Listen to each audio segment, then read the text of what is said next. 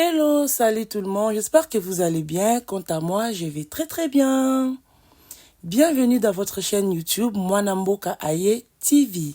Avant de commencer, pour ceux qui ne sont pas encore abonnés, je vous prie de vous abonner, de liker, de partager, de commenter et n'oubliez pas d'activer la cloche de notification pour être alerté sur mes nouvelles vidéos. Bon, avant Nabanda, je dis d'abord un grand merci à tous mes abonnés.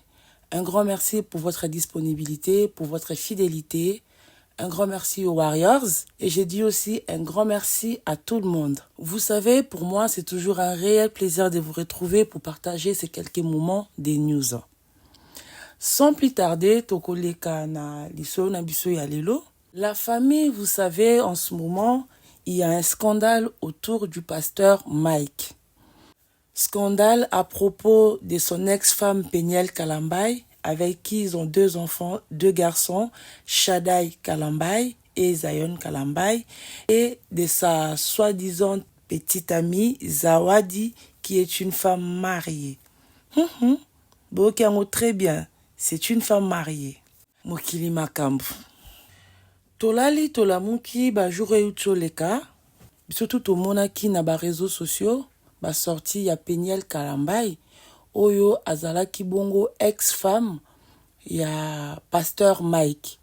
Na pasteur Mike baza na bana mibale et na séparation na bango, en tout cas, il y avait beaucoup de problèmes. Mais par la suite, ba trouvaille quand même ba compromis, ba trouvaille quand même intérêt d'attente et nous tous on était contents. Mais tolali tolamuki tomoni Peniel aye lisusu na kanda. To éviter la famille, qu'est-ce qui s'est passé? Nous tous, on a suivi ses posts sur son Twitter. Azo Silika, Azo menacé pasteur Mike. Oyo, en ce moment, Azo préparé ba concert nae. Déjà na Congo, Aza na concert na Stade des Martyrs. Et avant la France, Azo préparé pe concert nae ya Zénith.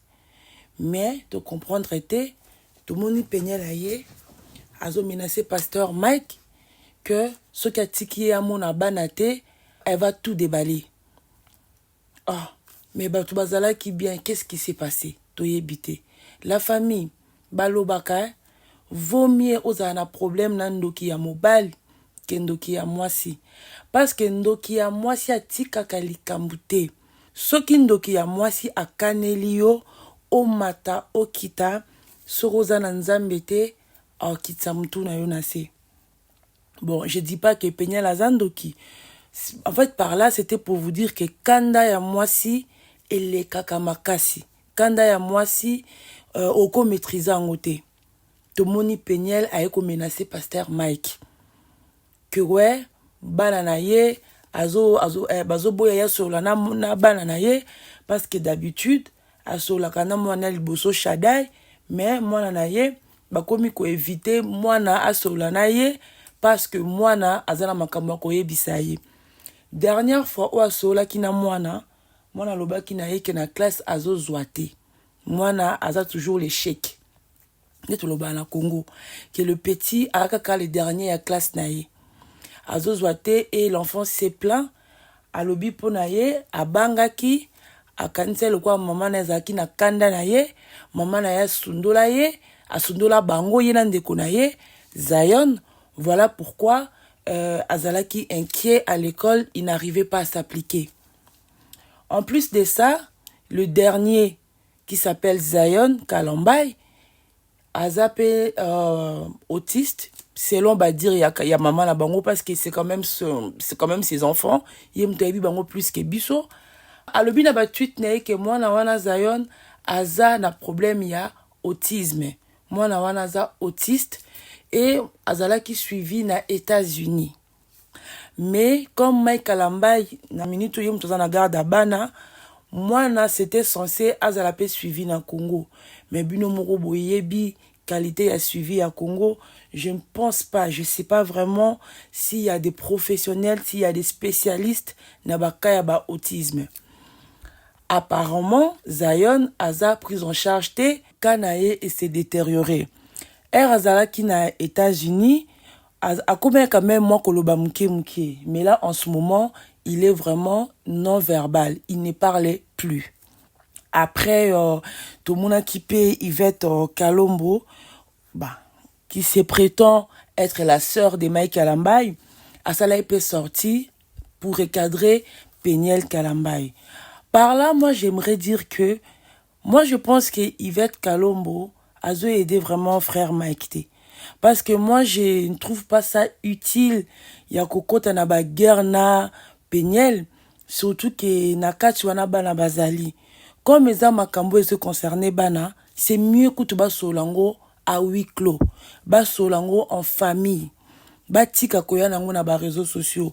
Même si Péniel pète les plombs parce que azo comprendre était fonctionnement ya bana, parce que elle dit aussi que le pasteur Mike Kalambay est tout le temps parti. Quand est-ce qu'il s'occupe vraiment des enfants? Et ça normal inquiétude à maman nyonso. Que au mona kabana te bana bakende papa na bango quand même okolinga oyeba, parce que nous les mamans, même si tous a ba difficulté, ezaka ndenge moko te ko s'occuper na bana na oke na papa na bango. Donc moi je pense que Yvette Kalombo a vraiment ko aider pasteur Mike Kalambay. Et puis elle est la seule oya osala ba sortie contre Péniel Kalambay. Sur ces points, pasteur Mike a mekana nous ko calmer Yvette Kalombo. Parce que jusque-là, nous pasteur à réagir, à saliper déclaration mon côté, mais na côté, il y a Péniel et Zalaki chaud. Péniel a balancé makambo somme mon Twitter na ye. A lobby makambo ya grave, entre autres. Pasteur Mike abane kotindaye a se prostituer mais a linga quitté. Et puis pasteur Mike s'est prostitué na bana mibal pour afuta ba facture na ye. Pasteur Mike asala ka ba kisi. Pasteur Mike abimaka na basia mabala alobi makambo somo kuna apandi kopanza la famille. Je vous dis onyo soit lingi azwa plus de détails sur ses posts akende na compte na ye à Twitter, et puis tout est là. La famille, je vous dis, eza ya koyinda. Na minute nzolo banabino la famille, Péniel a lancé pétition contre pasteur Mike. A lancé pétition pour na ko boycotter concert na ye au eza na Zénith na Paris. Mine de rien, à obtenir quand même plus de 7000 signatures. Ya bato au bazar pour que concert wana ezala boycotter. Pasteur Mike aza vraiment na danger. Ce moment une photo où il y a Zawadi ezo défilé na début, c'est parce que Zawadi P atikali simate, elle aussi abimi lisusu, asali sous sorti. Zawadi P apandi alobi ye pe makamne silika ate. Pour ba o baza ba yebi Zawadi te, Zawadi aza la soi-disant copine à Mike Kalambay, bazaki na Kinshasa. C'est aussi une femme mariée. Mais je ne comprends pas comment elle arrive quand même à faire ce genre de poste. Zawadi P Abimi va se mettre ensemble na Péniel pour nous combattre Mike Kalambay. Balobi, il faut pas boycotter comme ça y a Mike Kalambay. Na ba sorti oyo Yvette Kalombo sala qui pour nous répondre Péniel a cita qui pe kombo ya Zawadi. Alobi comme quoi Zawadi n'a pas de preuves. Elle a expliqué à sa manière à Betty du Solango, parce qu'elle maîtrise bien, hein, elle ébi vraiment l'histoire en par cœur. Alobi que Zawadi a une preuve, oyo ezola qui sa intimité na pasteur Mike Kalambay. Zawadi sur son Instagram a balancé pe ba élément mususu oyo na otika bino bolanda. Ils en a ba audio, ils en a ba vidéo oyo bazala qui a une intimité na pasteur Mike. Tolandana nous ba élément ya Zawadi. Ensuite, on se retrouve pour tout continuer ba commentaire na biso. À tout de suite.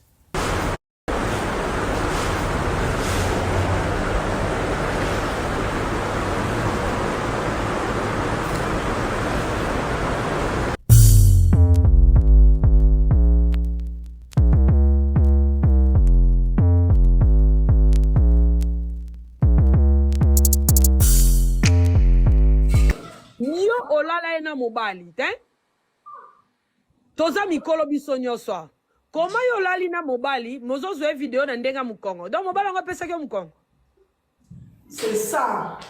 La maboko le kwa bande kolia. À côté na chambre, à longola quand même chaussettes à l'attaque, chaussures, tout ça là, pour aya revendre ça, zawadi. Faut que kolongola ba chaussettes, pongi esuye alali na mbetu. Alali na mbetu makolo na se, tolo elali na mbetu. Malili ekotie na makolo, amatisi makolo, afiniki dra. Pongi te, abosani ke atikaki mutu libanda. Tangu zawadi avandi amoni ke yaba eka umeli akotaki dana ndaku kosuba. Ozolo kanga akotaki dana ndaku kosuba amoni ke yaba eka umeli azaki pe na mission. Maika umeli Marcel ake kozwele taxi. Donc atikali ye moko. Neko kota zawadi akoti akuti ya Maika lali akomo filmer. Toza mikolo, biso na so toza toba majeur. Hein, nene? Ouais. Toza na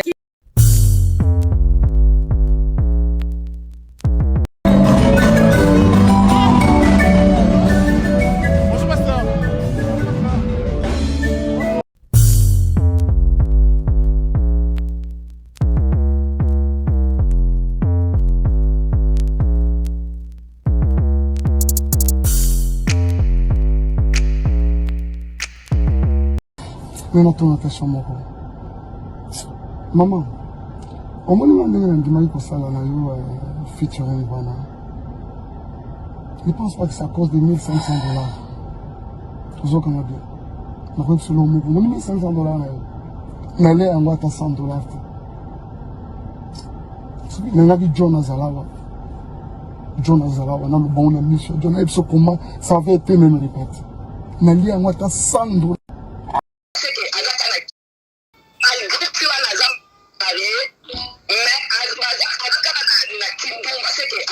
Kindumba omona ye pembeni ya pasteur Mike nazo bangela na lezevu kwa kuna mimi nazo bangela parce que si wana atropable na zo baboye asi kutana pa Mike na mona ki akostaki video video alo bi pasteur Mike azo ba wa star mais ngande ngabana papa na lobi Seigneur Jésus-Christ Mike va convoquer yo, on a problème.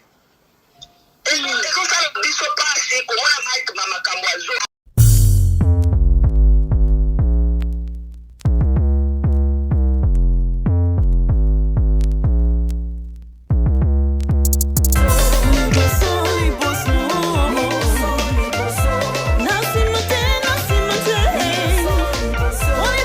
Je vous reviendrai avec le dossier Zawadi. Les dossiers Zawadi, je vais vous revenir. Ok? Je vous reviens avec les dossiers Zawadi. It sounds just disgusting. Tozaki na mbetu, tosisi kosala yango na ndenge normal, afosenga na zoloba. Na lobaki na lobi boy. Afosenga kosala yango na ndenge sima. Nazo ganga na mbetu na bali ko I started moving nazo shake to for him. Ozo ningana. Na bandi ko ningana na mbetu, please stop. Nazo ganga nazo lela. Please stop, you're hurting me. Ozo to kisanga alobi auto utiliser nini vaseline na pi likolo ya bana nanga. Ebisika to utiliser nini vaseline. Na lobi te, you're hurting me, please stop. He did not stop, he continued. Okay. Yango wana ti until I saw nabimaki makila, oui. Nabimaki mwa makila, ebimaki pona nini? Ezambala liboso? Ezambala liboso osala ilo kango na Angela wana. Okay. Oui. Okay. Et la famille. Et puis que Makambo, franchement, on rigole, mais c'est chaud, hein, pour Mike Kalambai.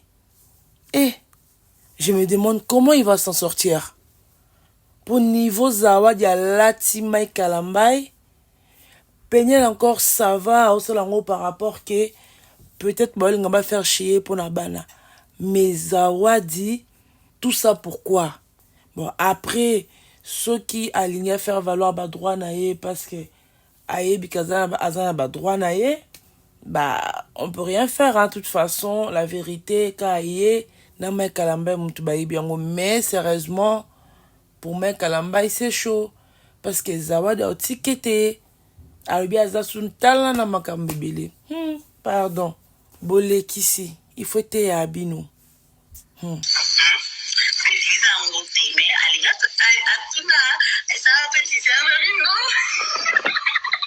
Nanda kwa libala na yo femme congolaise bino batu bokoma ba femme congolaise ba femme bolingo nzambe lekebele na vi na ngai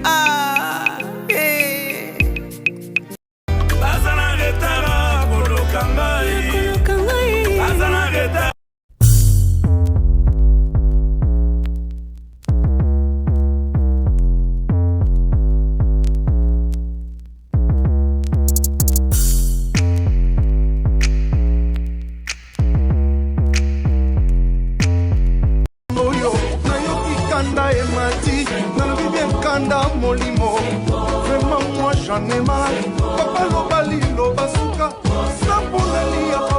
Zawadi abimisi ba preuve mususu.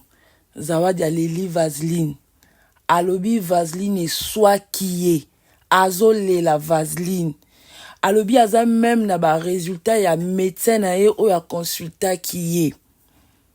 S'il faut ba samba na pasteur Mike Bakende osamba. Pona bato bazo lobake, est-ce que réellement zalaki na zemi ya pasteur Mike? Alobi oui, parce que elle est restée 1 mois, elle ne voyait personne d'autre à part les pasteurs. Donc c'est normal ce qui a komaki tina niveau ya zemi ya pasteur. Azana ba preuve. Pona ba o nyonso bazo condamné, bazo ndima histoire na yete. Alobi soki alingi otindela bango ba preuve. S'il faut ba samba na pasteur bako samba. Parce que ba résultat ya médecin ezali, son discours ne change pas. Son discours reste le même. Pour la ba onyo so bazo tia tembe, ba onyo so bazo bima, ba défendre pasteur Mike, bazo tia pasteur Mike na erreur. Parce que pasteur Mike aza coupable. Il faut pasteur Mike Abima asinga mobile na ye pardon en public. Il faut pasteur Mike Abima à s'excuser et pas na ye en public et puis devant mobile na ye et puis devant batu nyonso. Après sortie ya Yvette Kalombo, Peniel ayaki turo na rage. Alobi turo ayoka su mutute. Abalase su ya minene. Turo aye na ba liste. Ya ba sœur. Na ba maman pasteur, na ba femme mariée, na ba femme publique. O pasteur Mike Abima na bango.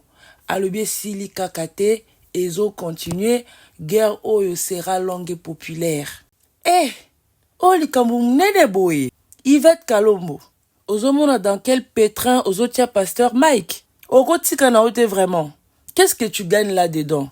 Soki pasteur Mike mutozo zwa batu, po baya ko attaquer Peniel, il s'enfonce encore davantage. Parce que Peniel, moi j'ai compris, même par rapport à Kokomanaye, na Zawadi, j'ai compris que elles en ont rien à foutre. Par rapport à ba poste na bango, bazo bangate, balobi oekoya eya. Zawadi kutu alobi même pour sa famille, elle s'en fiche. Azo monane mutu oyakoya ko arrêter ete, même pas son mari. Bozo monate que za guerre moko qui ne vaut pas la peine.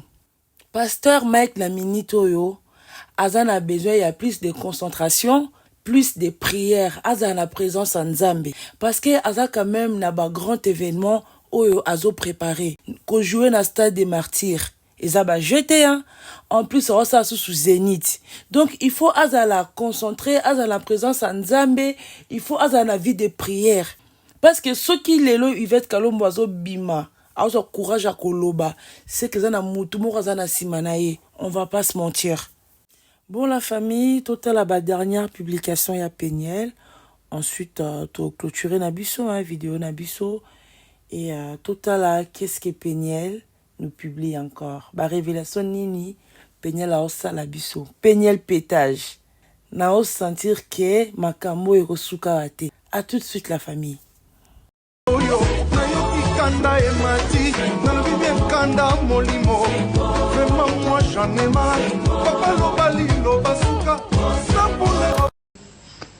Je peux prendre le micro. Il y a une cravate. Non, tout na madame. Voilà, pembeni kanga. Tobi gazayo. Gote kuna donc. Péniel, je t'aime. Oh, Péniel. Merci la tanzème. Péniel, Péniel. Mon Nzambe. Péniel, Péniel, mon Péniel.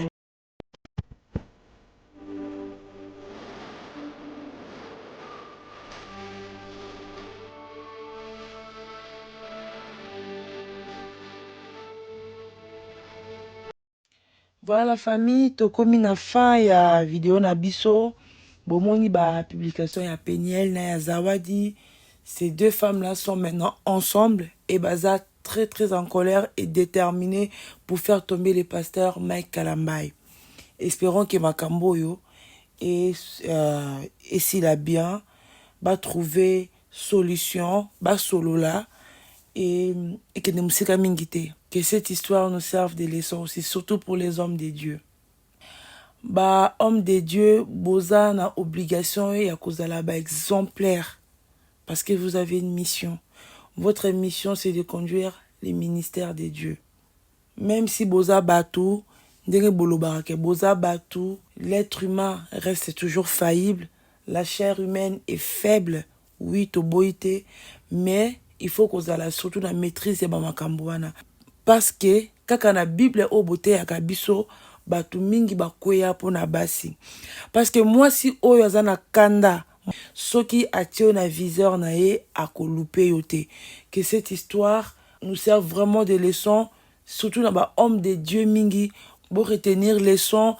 Il y a frère Mike Kalambay, espérons que et s'il a bien, parce que c'est quand même la mère de ses enfants. Et voilà. Quant à moi, j'arrive à la fin. Pour na bateau, nous sommes abonnés. T'es beau s'abonner, beau liker, beau partager. Mon commentaire paie, ça l'ira bien. Et na komina na suka, na tikibino. Et je vous dis à très bientôt. Bye bye.